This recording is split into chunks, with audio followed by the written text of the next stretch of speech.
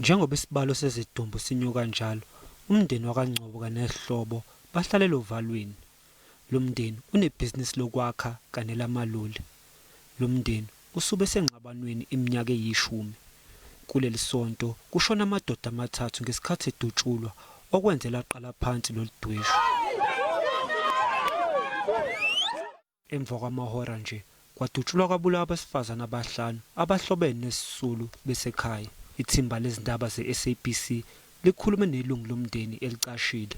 2018 kwadutshulwa omunye womndeni wethu. Sangazi ukuthi ubekade edutshulwa kade kwenzakale ini.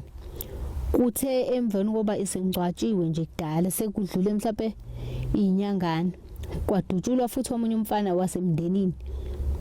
Nalapho sangazi ukuthi inkinga bekade ilaphi. Kuthe mangabe sadutshuliwe yena esake ICU engakaphumi. Kwaphinda kwadutshulwa futhi omunye futhi emndenini. Uthi umndeni wakhe wabulawa wonke. Manje usesaba ukubuyela ekhaya.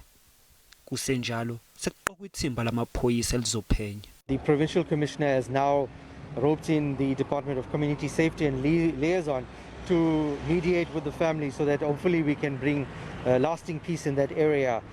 From what we gather, people at this stage don't want to sit around the table and looking at rather resorting to violence to resolve this conflict.